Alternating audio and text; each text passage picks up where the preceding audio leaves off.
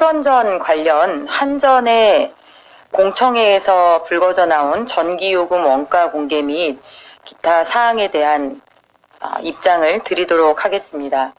탈원전의 역습이 시작됐습니다. 한전은 산으로 보내고 에너지 안보는 물 건너 보내는 문재인 정권입니다. 전기마저 마음 놓고 못쓰게 만드는 문재인 정권, 이래놓고도 탈원전 우겨댈 것입니까? 한국전력이 전기요금 원가를 공개한다고 합니다. 탈원전으로 인해 원가는 상승하는데 정부가 전기료는 인상하지 못하게 하니 결국 영업기밀인 전기요금 원가를 공개하는 선택을 하겠다는 것입니다. 전기요금 원가 공개 발표를 사전에 정부와 협의하지도 않았다고 하니 문재인 정부의 전기 정책에 대한 공기업 한전의 불만이 고스란히 드러난 셈입니다. 한국전력공사는 2011년 분기별 연결기준 실적을 발표한 이후 1분기 기준 최악인 6,299억 원의 영업적자를 기록했습니다. 정부는 1분기 기준 역대 최대 규모의 손실이 문재인 정권의 에너지 전환 정책과 무관하다고 항변하지만 탈원전이 한전 적자의 가장 큰 원인이라는 것은 삼척동자도 다 압니다. 많은 전문가들이 문재인 정권의 무책임한 탈원전 정책의 우려를 나타냈습니다. 탈원전 정책이 전기료 상승을 필연적으로 동반한다는 사실도 이미 여러 차례 예측해서 발표된 바 있습니다.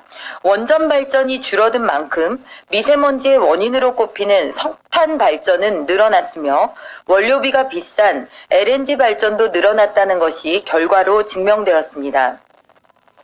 북한으로 인해 사실상 막힌 섬나라와 다를 것 없는 상황에서 우리나라는 전기가 줄어들면 급하게 빌려올 곳도 방법도 없습니다. 잠깐이라도 전기가 없으면 재난 상황에 이른다는 것을 블랙아웃으로 경험도 해봤습니다. 그래서 전기를 안보라고까지 이야기하는 것입니다. 에너지 정책이 안보 정책처럼 치밀하고 신중하게 다루어져야 하는 이유가 여기에 있습니다. 한전의 전기요금 원가 공개 폭탄 발언은 탈원전 역습의 시발점이자 재난의 시작입니다. 문재인 정권은 탈원전 정책이 서투르고 성급한 이념에 치우친 정책이었다는 사실을 국민 앞에 고백하고 이제 그만 내려놓아야 합니다. 이미 시작된 재난이 재앙으로 번지기 전에 원전 정책을 제자리로 돌려놓는 것이 유일한 해결책입니다. 자유한국당은 문재인 정권이 탈원전 정책으로 인한 전기료 상승마저 국민의 세금으로 메꾸려 하지 않는지 꼼꼼하게 살피고 따질 것입니다. 안보를 지킨다는 심정으로 문재인 정권의 탈원전 정책에 맞서 싸울 것입니다. 전기마저 마음 놓고 못쓰게 만드는 문재인 정권에서 에너지 안보를 지켜내는 대한정당으로서의 역할을 다할 것입니다.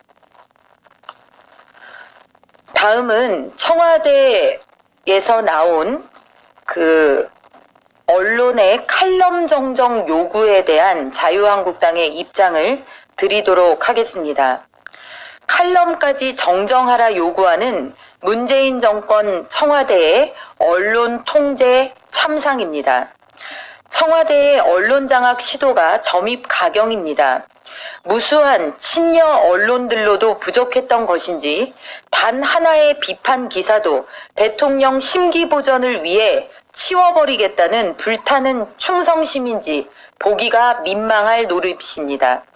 청와대 한정우 부대변인은 어제 문재인 대통령 부부의 해외 순방과 관련한 언론사의 비판론 쪽 칼럼에 대해 사실 왜곡이라며 정정을 요구하고 나섰습니다. 기사도 아닌 칼럼에 사실 왜곡을 운운하며 내용을 수정하라는 청와대의 명령은 권력이 휘두르는 횡포의 한 사례로서 역사에 남을 만한 일입니다.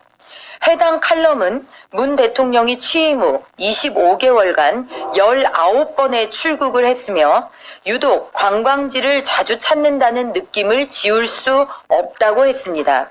김정숙 여사의 인도 단독 방문도 개운치 않다고 했습니다. 이 내용이 청와대가 나설 만한 내용입니까?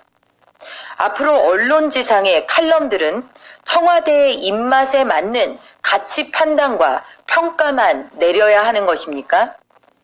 외교 관련 비판만 받으면 청와대가 전가의 보도처럼 사용하는 외교적 결례란 표현도 역시나 등장했습니다. 말은 똑바로 하라고 외교적 결례가 문제인 것이 아니라 대통령 부부의 심기가 문제의 전부일 청와대입니다. 비판에 기분 좋을 사람은 없겠지만 비판자의 입에 재갈을 물리려는 것은 또 다른 이야기입니다. 문재인 정권은 입만 열면 민주주의를 외치지만 가장 반민주적인 언론 장악의 중심에 서 있다는 사실을 명심하기 바랍니다. 다음은 북한 인권과 관련한 자유한국당의 논평을 드리도록 하겠습니다. 문재인 정권은 공포에 몸부림치는 북한 주민들의 인권 실태에 대해 응답하시기 바랍니다. 어제 국제인권조사 기록단체 전환기 정의 워킹그룹이 살해당한 사람들을 위한 매핑, 북한 정권의 처형과 안매장이라는 제목의 보고서를 공개했습니다. 지난 4년간 탈북민 610명의 인터뷰 내용을 토대로 작성된 이 보고서에는 북한 정권이 자행한 공개 처형, 안매장과 같은 끔찍한 인권 침해의 좌표가 찍혀 있었습니다. 보고서에 따르면 공개 처형은 강가, 공터, 시장, 경기장, 학교 운동장 등을 가리지 않고 이루어졌고 응답자 중 83%가 처형을 직접 목격했다라고 증언하고 있습니다. 보통 수백 명에서 때때로 1000명 이상의 북한 주민들이 한데 모여 강제로 공개 처형을 봐야 했고 충격적이게도 공개 처형을 직접 목격한 탈북민 중 가장 어린 나이는 당시 7세였던 것으로 조사됐다고 합니다. 가족이 공개 처형 당하는 것을 강제로 지켜봐야만 했던 탈북민의 처절한 고통을 감히 그 누가 상상이나 할 수 있겠습니까? 2019년 문재인 정권의 현재에서도 진행형인 참혹한 북한 인권의 실상은 누구도 부정할 수 없으며 누구도 외면해서는 안 되는 일입니다. 전 세계는 북핵 문제뿐만 아니라 북한 정권이 자행하고 있는 반인류, 반인권, 반문명적인 범죄 행위에도 촉각을 곤두세우고 있습니다. 그러나 오직 대한민국 문재인 정권만이 북한 인권의 참혹한 실상을 계속해서 외면하고 부정하고 있는 것입니다. 오늘 언론 보도에 따르면 통일부 당국자는 대북 인도적 지원을 내세우며 800만 달러가 이르면 오늘 중 입금 절차를 밟을 수 있다라고 밝혔습니다.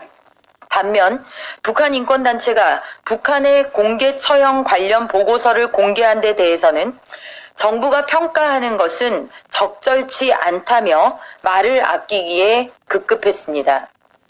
이것이 인권 정부를 표방하는 문재인 정권의 인권관이자 북한 인권에 대한 태도입니까?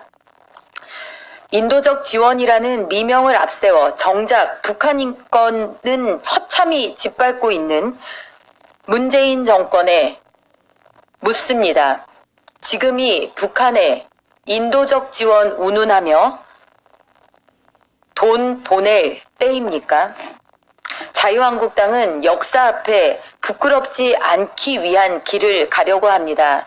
계속해서 북한 인권의 참상을 국민들과 함께 공유하고 국제사회에 알리는 데 앞장서 나갈 것입니다. 인권이라는 보편적 가치가 정권의 전유물이 되어 북한 인권이라는 세계 최악의 인권 상황이 외면되고 부정당하는 일이 없도록 자유한국당이 앞장서 나갈 것입니다. 감사합니다.